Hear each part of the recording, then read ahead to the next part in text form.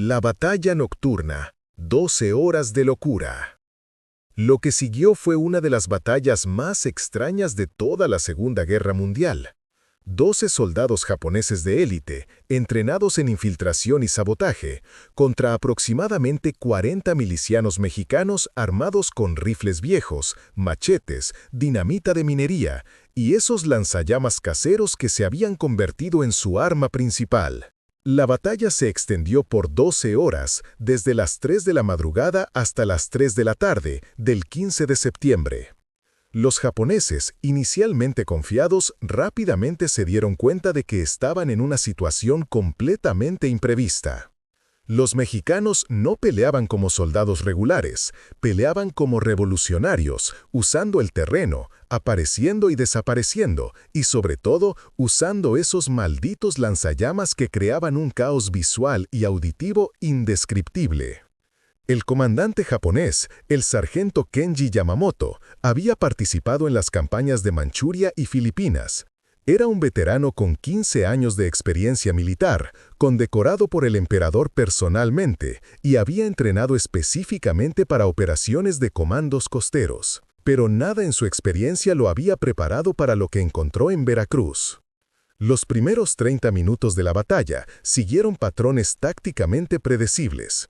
Los japoneses se desplegaron en formación de infiltración estándar, usando coberturas naturales y avanzando hacia sus objetivos primarios, el depósito de combustible y las instalaciones de comunicaciones del puerto. Los mexicanos respondieron con fuego de rifle disperso y algunas granadas caseras, todo normal, todo según el manual.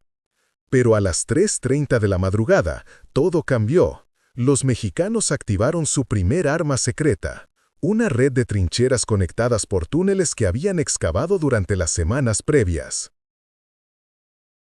De repente, los japoneses se encontraron recibiendo fuego desde posiciones que debían estar vacías, mientras milicianos mexicanos aparecían y desaparecían por túneles como fantasmas armados. Y entonces llegaron los lanzallamas. El primer ataque con lanzallamas ocurrió a las 3:45 am. 3 milicianos mexicanos emergieron de un túnel a 50 metros de la posición japonesa principal y dispararon chorros de fuego azul y naranja que iluminaron toda la playa como si fuera de día. Los japoneses, que habían estado operando con visores nocturnos, quedaron temporalmente cegados por el resplandor súbito. Pero no fue solo la luz lo que los desmoralizó, fue el sonido. Los lanzallamas mexicanos no hacían el sonido silbante y constante de los lanzallamas militares alemanes o estadounidenses. Hacían un rugido intermitente, como si fueran dragones mecánicos tosiendo fuego, combinado con los gritos deliberadamente inhumanos de los milicianos. El sargento Yamamoto intentó aplicar tácticas anti-lanzallamas estándar, dispersión, fuego de cobertura y avance en zigzag para evitar los chorros de fuego. Pero los mexicanos no estaban usando los lanzallamas de manera convencional. En lugar de mantener chorros continuos, disparaban pulsos de fuego de 3 segundos, seguidos de 5 segundos de silencio, durante los cuales se movían a nuevas posiciones. Esta táctica de fuego pulsante era diabólicamente efectiva.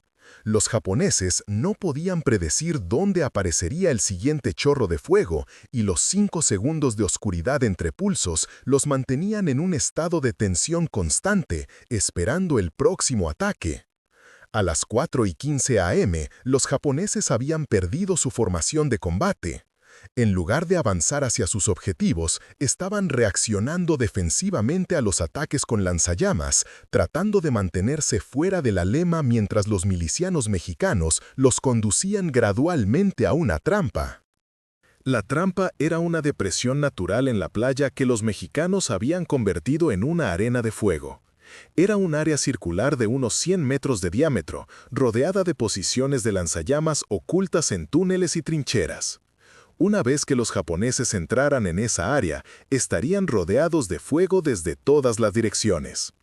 A las 5 am, 8 de los 12 comandos japoneses habían caído en la trampa.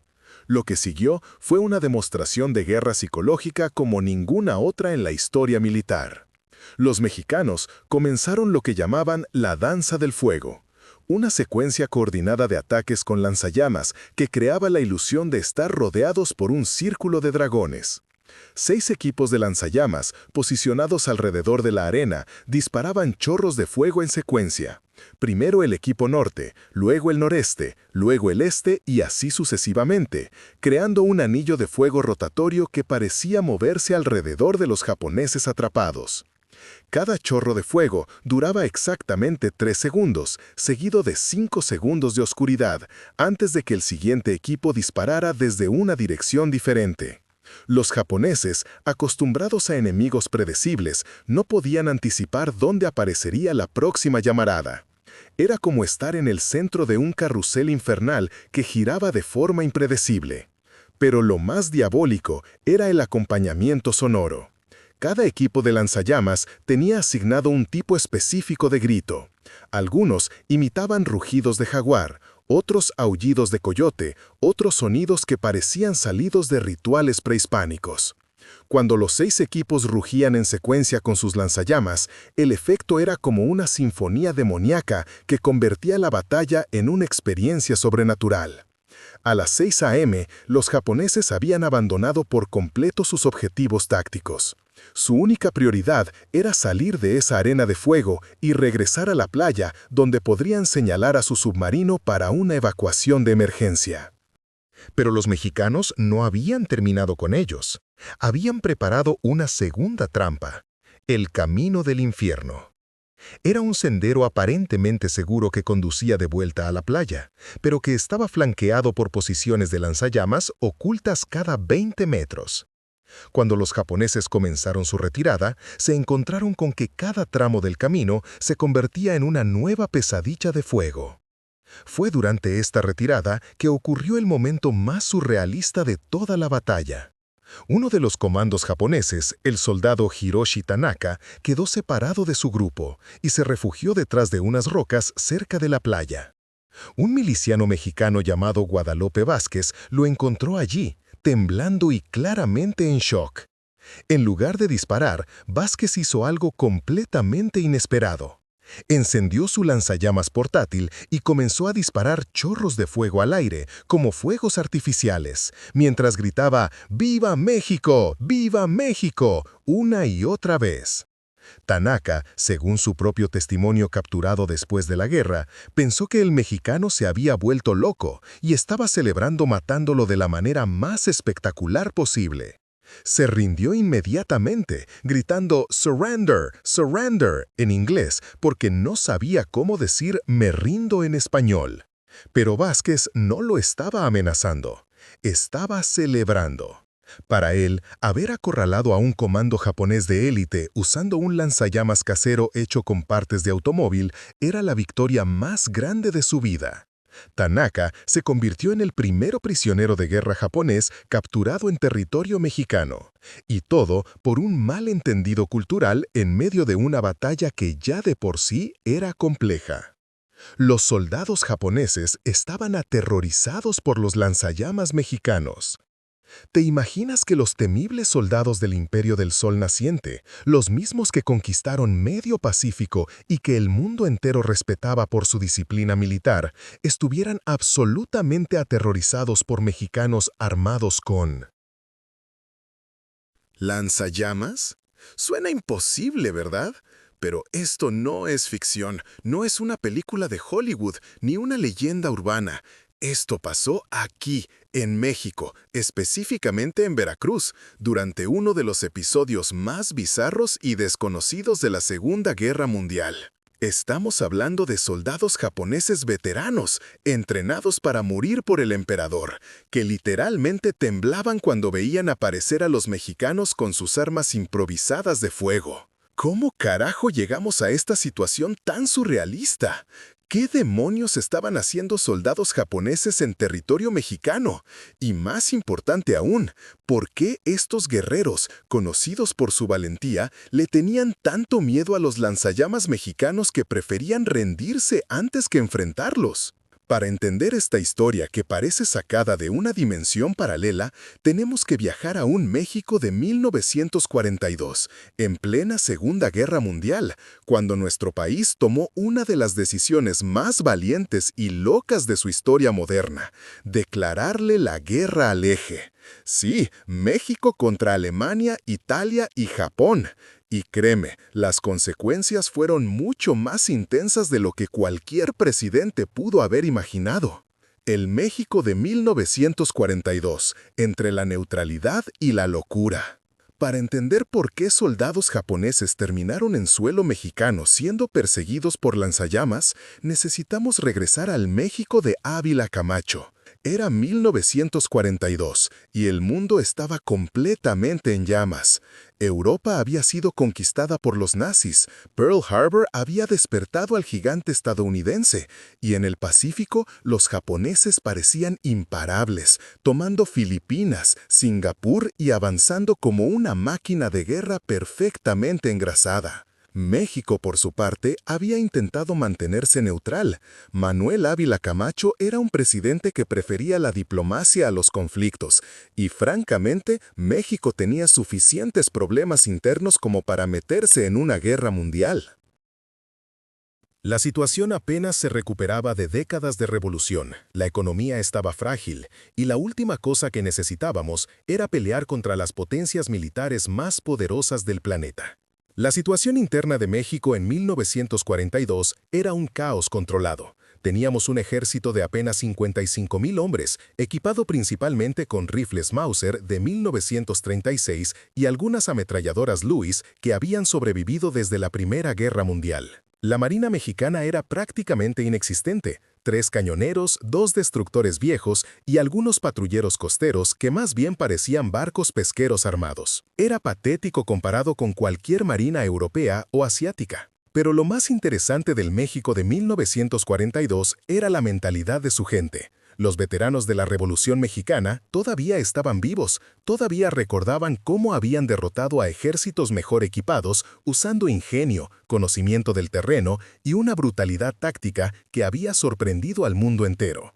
Pancho Villa había demostrado que los mexicanos podían hacer pedazos a fuerzas militares superiores si peleaban con sus propias reglas. Ávila Camacho lo sabía. Sabía que si México entraba en guerra, no podía pelear como una potencia convencional. Tenía que pelear como México, sucio, improvisado y completamente impredecible. Pero aquí es donde la historia se pone interesante, porque México no pudo mantenerse al margen por mucho tiempo. ¿La razón? Los submarinos alemanes.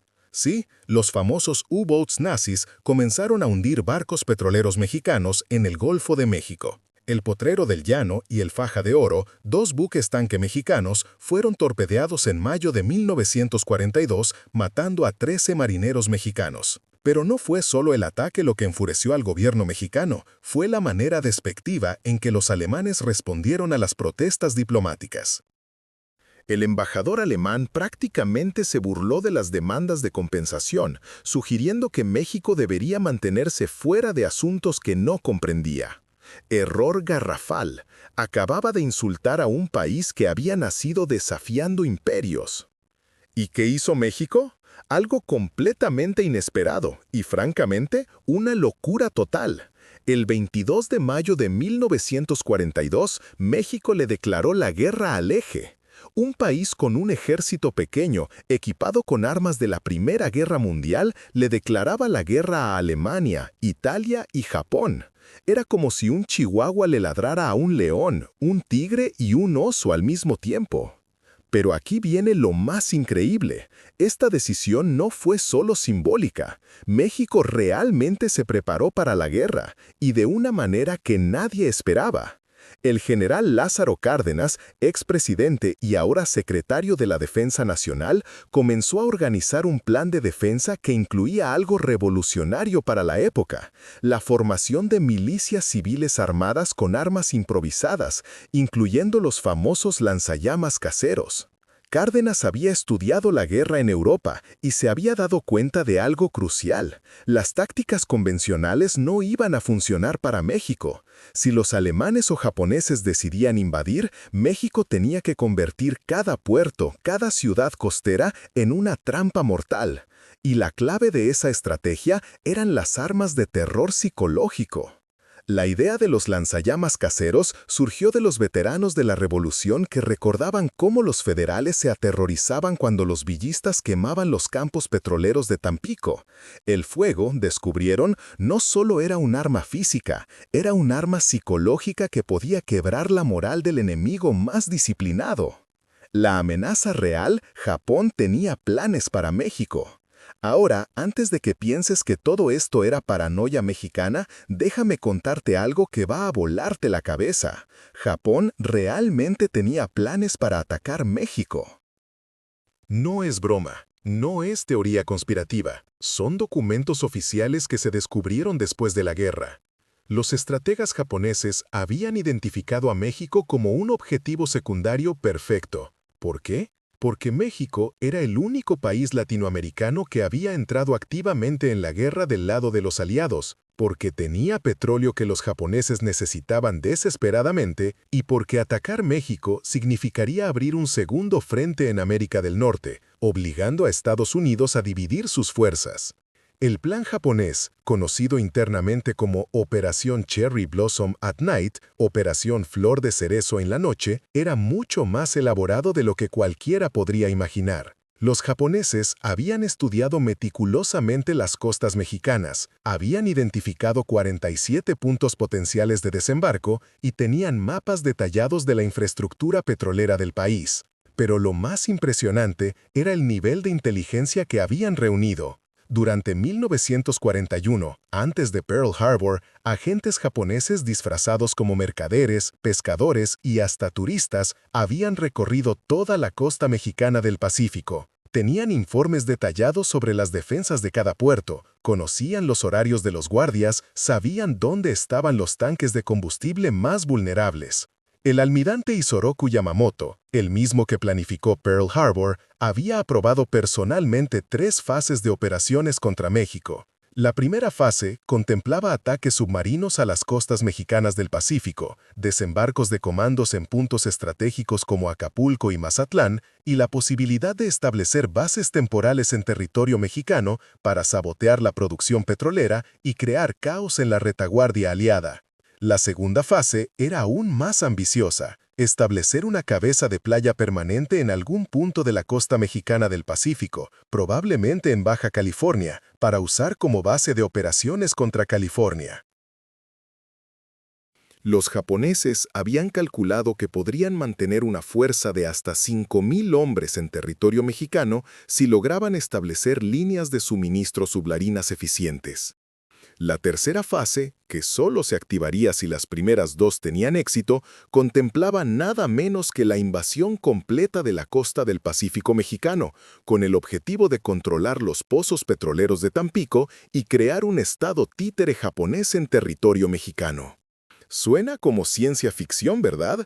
Pero los japoneses lo decían en serio. Habían asignado 2 divisiones completas para las operaciones mexicanas, la 16 División de Infantería y unidades especiales de la Marina Imperial. Tenían barcos, tenían soldados, tenían planes detallados y, lo más importante, tenían la arrogancia necesaria para creer que podían conquistar México. Pero aquí viene lo verdaderamente loco. Algunos de estos planes se intentaron ejecutar.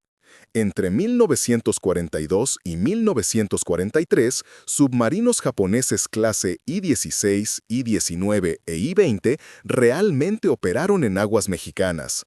Hundieron varios barcos mercantes, bombardearon instalaciones petroleras en la costa del Pacífico y en al menos 7 ocasiones documentadas desembarcaron pequeños grupos de comandos en territorio mexicano.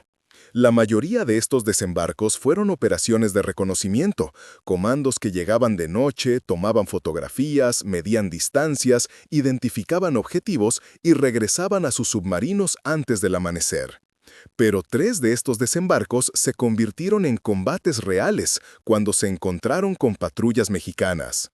El primer enfrentamiento ocurrió en Mazatlán en agosto de 1942, cuando pescadores mexicanos detectaron un submarino cerca de la costa y alertaron a la guardia local. Cuando los japoneses intentaron desembarcar, se encontraron con milicianos armados que los obligaron a retirarse después de un tiroteo de 2 horas.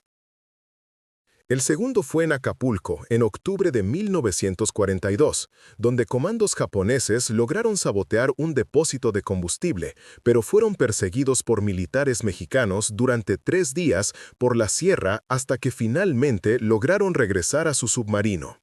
¿Y dónde crees que fue el enfrentamiento más intenso? Exacto, Veracruz. Porque aunque los ataques principales fueron en el Pacífico, los japoneses también intentaron operaciones en el Golfo de México, coordinadas con los submarinos alemanes que ya operaban en la zona. Los japoneses habían identificado a Veracruz como un objetivo prioritario por una razón muy específica. Era el puerto por donde México enviaba petróleo a Estados Unidos. Si lograban sabotear o controlar Veracruz, podrían cortar el suministro de combustible mexicano a la maquinaria de guerra estadounidense. Lo que no sabían los japoneses es que Veracruz era exactamente donde los mexicanos habían decidido hacer su experimento más loco con las milicias civiles y las armas improvisadas. Era el lugar perfecto para la tormenta perfecta. El incidente de Veracruz, cuando lo imposible se hizo real.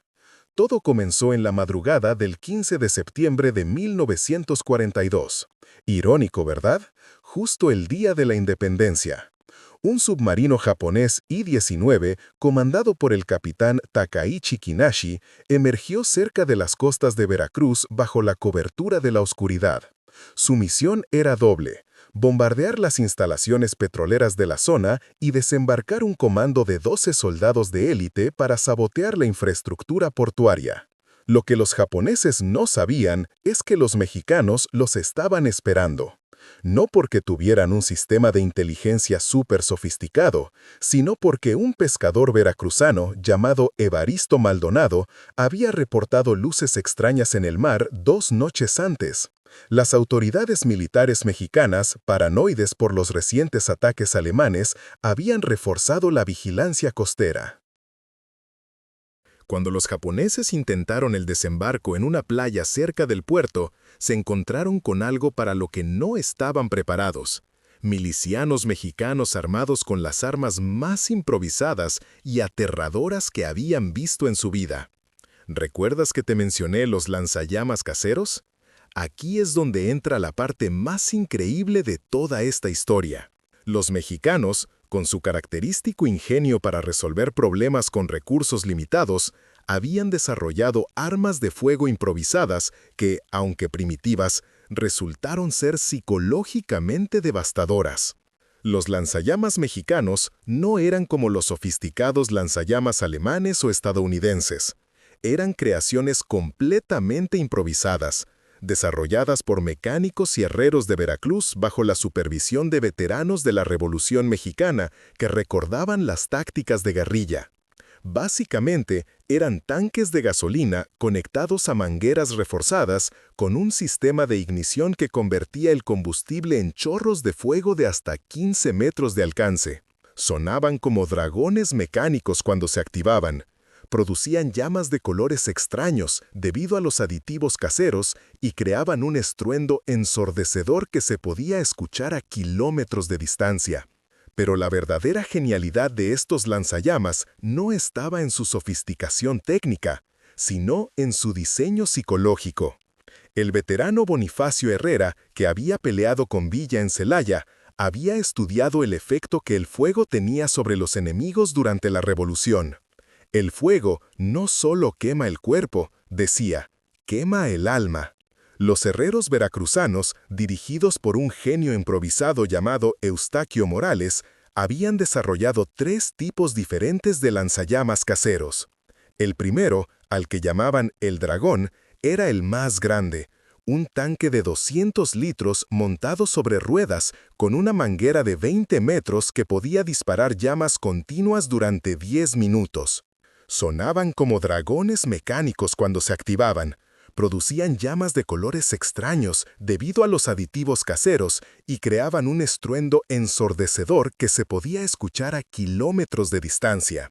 Pero la verdadera genialidad de estos lanzallamas no estaba en su sofisticación técnica, sino en su diseño psicológico. El veterano Bonifacio Herrera, que había peleado con Villa en Celaya, había estudiado el efecto que el fuego tenía sobre los enemigos durante la Revolución. El fuego no solo quema el cuerpo, decía, quema el alma. Los herreros veracruzanos, dirigidos por un genio improvisado llamado Eustaquio Morales, habían desarrollado 3 tipos diferentes de lanzallamas caseros. El primero, al que llamaban el dragón, era el más grande, un tanque de 200 litros montado sobre ruedas con una manguera de 20 metros que podía disparar llamas continuas durante 10 minutos. Era lento de mover, pero devastador en defensas fijas. El segundo tipo, la víbora, era portátil, un tanque de 40 litros que un hombre podía cargar en la espalda, con una manguera de 8 metros que proporcionaba chorros de fuego de 30 segundos. Era perfecto para emboscadas y ataques rápidos. El tercer tipo era el más diabólico de todos, los cometas. Eran pequeños tanques de 10 litros que se podían lanzar como granadas incendiarias. Al impactar, creaban explosiones de fuego que duraban hasta 5 minutos, creando barreras de llamas temporales, pero psicológicamente devastadoras. Pero aquí viene lo genial. Los mexicanos no solo los usaban como armas, sino que habían desarrollado toda una doctrina táctica y psicológica alrededor de ellos. Los milicianos gritaban mientras los usaban, hacían ruidos extraños que imitaban rugidos de animales y habían pintado sus cascos y uniformes con diseños inspirados en la iconografía azteca y en los demonios del inframundo católico. Morales, el herrero genio, había descubierto por accidente que mezclando gasolina con aceite de motor usado y pequeñas cantidades de azufre, las llamas cambiaban de color, del naranja normal a tonos azules y verdes que parecían sobrenaturales en la oscuridad. Los mexicanos llamaron a esta mezcla fuego del diablo y la reservaban para las ocasiones más importantes. Además, habían desarrollado técnicas de aplicación que maximizaban el terror psicológico. En lugar de disparar chorros continuos, disparaban pulsos de fuego. 3 segundos de llamas, 5 segundos de pausa, otros 3 segundos de llamas. Esto creaba un efecto estroboscópico que desorientaba completamente al enemigo y hacía que las llamas parecían aparecer y desaparecer como por arte de magia. Los milicianos habían desarrollado hasta gritos específicos para usar con los lanzallamas. No eran gritos de guerra normales, eran aullidos, rugidos y sonidos inhumanos que habían practicado para sonar lo más aterradores posible. Algunos milicianos se especializaron en imitar los sonidos de jaguares y quetzales, creando una cacofonía que convertía cada ataque con lanzallamas en una experiencia auditiva y visual que parecía salida de una pesadilla prehispánica. La formación táctica también era única.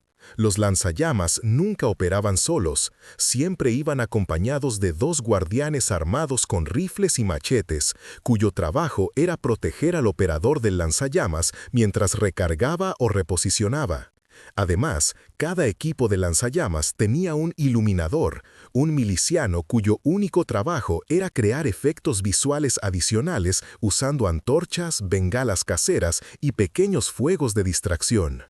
Cuando los comandos japoneses desembarcaron esa madrugada de septiembre, lo primero que vieron fueron llamas naranjas y azules surgiendo de la oscuridad, acompañadas de gritos en español y el rugido mecánico de los lanzallamas improvisados.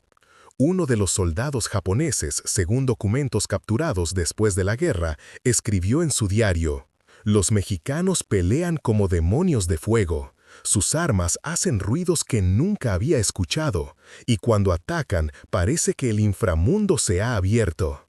Pero lo más impresionante de todo era que estos lanzallamas caseros, construidos con partes de automóviles, mangueras de jardín y tanques de gas, resultaron ser más efectivos psicológicamente que las armas de fuego convencionales más sofisticadas de la época.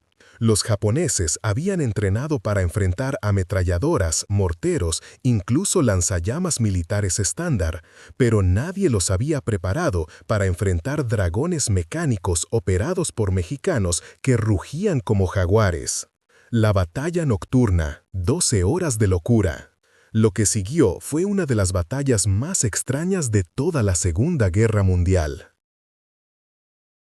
12 soldados japoneses de élite, entrenados en infiltración y sabotaje, contra aproximadamente 40.000 milicianos mexicanos armados con rifles viejos, machetes, dinamita de minería y esos lanzallamas caseros que se habían convertido en su arma principal. La batalla se extendió por 12 horas, desde las 3 de la madrugada hasta las 3 de la tarde del 15 de septiembre. Los japoneses, inicialmente confiados, rápidamente se dieron cuenta de que estaban en una situación completamente imprevista. Los mexicanos no peleaban como soldados regulares, peleaban como revolucionarios, usando el terreno, apareciendo y desapareciendo, y sobre todo, usando esos malditos lanzallamas que creaban un caos visual y auditivo indescriptible. El comandante japonés, el sargento Kenji Yamamoto, intentó aplicar tácticas convencionales, pero cada vez que sus hombres avanzaban, eran recibidos por chorros de fuego que parecían salir de la nada. Los mexicanos habían cavado trincheras conectadas por túneles y usaban los lanzallamas no solo como armas ofensivas, sino como herramientas de señalización, creando cortinas de fuego que dividían el campo de batalla y desmoralizaban completamente a los japoneses. Pero lo más increíble vino a las 10 de la mañana, cuando el sargento Yamamoto tomó una decisión que sus superiores nunca le perdonaron. Ordenó la retirada. Soldados japoneses, entrenados para morir antes que rendirse, corrieron hacia la playa perseguidos por mexicanos que gritaban ¡Viva México! Y disparaban llamas al aire como si estuvieran celebrando. El momento de terror, cuando el fuego se hizo personal. El momento más surrealista de toda la batalla ocurrió cuando 3 soldados japoneses quedaron separados de su grupo y se refugiaron en una casa abandonada cerca del puerto. Los milicianos mexicanos, liderados por un veterano de la revolución llamado Bonifacio Herrera, decidieron usar una táctica que habían improvisado sobre la marcha. En lugar de atacar la casa directamente, rodearon el edificio y comenzaron a usar los lanzallamas para crear un círculo de fuego alrededor de la estructura. No estaban tratando de quemar la casa, estaban creando una barrera psicológica de llamas que impedía cualquier escape. Durante 2 horas, los japoneses estuvieron rodeados por este infierno controlado, escuchando el rugido constante de los lanzallamas, viendo las llamas danzar alrededor de las ventanas y probablemente preguntándose si habían muerto y despertado en algún infierno mexicano, muy específico. Uno de los soldados japoneses, Hiroshi Tanaka, escribió después de la guerra: «Nunca en mi entrenamiento militar me prepararon para enfrentar enemigos que convirtieran el fuego en un arma de acero. Era como si los mexicanos hubieran domesticado al demonio y lo estuvieran usando contra nosotros». Finalmente, los 3 soldados salieron de la casa con las manos en alto, gritando «Surrender, surrender» en un inglés desesperado. Cuando los milicianos apagaron los lanzallamas y se acercaron, encontraron a 3 de los soldados más élite del imperio japonés temblando, no de frío, sino de terror puro. La rendición más extraña de la Segunda Guerra Mundial. Lo que pasó después fue tan increíble que durante décadas los historiadores pensaron que era una leyenda.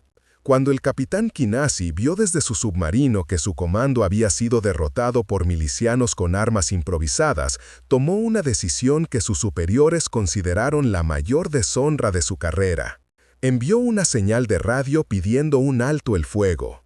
Pero aquí viene lo más loco. Los mexicanos aceptaron negociar, no porque fueran blandos, sino porque querían capturar vivos a los soldados japoneses para interrogarlos. El capitán Herrera, el mismo que había coordinado el círculo de fuego, se acercó a la orilla con un lanzallamas encendido y gritó hacia el submarino: «Si quieren a sus hombres de vuelta, vengan a buscarlos». El submarino japonés permaneció en superficie durante 3 horas, en una situación que desafiaba toda lógica militar. Los mexicanos en la playa con sus lanzallamas encendidos, creando una especie de show de fuego intimidatorio, mientras el submarino japonés flotaba a 200 metros de la costa, sin saber si atacar o retirarse. Finalmente, el capitán Kinashi tomó la decisión más pragmática y humillante de su carrera. Negoció un intercambio. Los mexicanos le devolverían a sus 9 soldados sobrevivientes, 3 habían muerto durante la batalla, a cambio de que el submarino se retirara y no regresara a aguas mexicanas. Las consecuencias inmediatas. Un éxito que nadie esperaba. La noticia de la victoria de Veracruz se extendió como pólvora por todo México y llegó hasta los altos mandos militares estadounidenses, que no podían creer lo que estaban leyendo en los informes. Milicianos mexicanos con lanzallamas caseros habían derrotado a comandos japoneses de élite. El general Douglas MacArthur, que en ese momento estaba coordinando la defensa del Pacífico, pidió personalmente un informe detallado sobre las tácticas mexicanas. Los estadounidenses estaban tan impresionados que enviaron observadores militares a Veracruz para estudiar los lanzallamas improvisados y las tácticas de guerrilla que habían resultado tan efectivas. Pero la reacción más increíble vino del lado japonés. Los comandos sobrevivientes fueron sometidos a interrogatorios intensivos por parte de la inteligencia japonesa, que no podía entender cómo soldados élite habían sido derrotados por civiles con armas primitivas. Los informes japoneses, que se descubrieron después de la guerra, describían a los mexicanos como guerreros de fuego y recomendaban evitar cualquier operación futura en territorio mexicano. El capitán Kinashi fue degradado y transferido a una base en el Pacífico Sur, donde murió en combate 6 meses después. Sus superiores consideraron su actuación en Veracruz como una deshonra que había manchado el honor del submarinismo japonés. Mientras tanto, en México, los milicianos de Veracruz se convirtieron en héroes nacionales. El capitán Bonifacio Herrera fue promovido a coronel y se le encargó crear un batallón de lanzallamas que se convirtió en una unidad oficial del ejército mexicano. El legado del fuego, cómo el miedo se convirtió en leyenda. Lo más fascinante de toda esta historia es cómo se convirtió en una leyenda que trascendió las fronteras.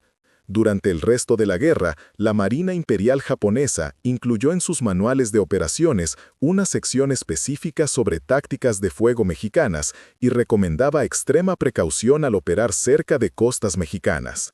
Los lanzallamas caseros de Veracruz fueron perfeccionados y se convirtieron en el arma característica de las milicias costeras mexicanas durante el resto de la guerra. Aunque México nunca volvió a enfrentar ataques directos de tropas japonesas, la reputación de los Diablos de Fuego mexicanos se extendió por todo el Pacífico. Veteranos estadounidenses que sirvieron en el Pacífico relataron después de la guerra que los prisioneros japoneses a menos preguntaban si había mexicanos entre las tropas aliadas y mostraban un nerviosismo visible cuando mencionaban cualquier cosa relacionada con lanzallamas. La ironía más grande de toda esta historia es que México, un país que había sido subestimado por todas las potencias mundiales, logró crear una de las tácticas psicológicas más efectivas de toda la Segunda Guerra Mundial usando recursos completamente improvisados y el puro ingenio mexicano. Y así fue como un grupo de milicianos mexicanos, armados con lanzallamas hechos con tanques de gasolina y mangueras de jardín, logró aterrorizar a soldados del Imperio japonés hasta el punto de que prefirieran rendirse antes que enfrentar esas armas demoníacas una vez más. Una historia tan increíble que parece sacada de una película de acción clase B, pero que nos recuerda que a veces, en la guerra como en la vida, la creatividad y el valor pueden superar la tecnología y el entrenamiento más sofisticado.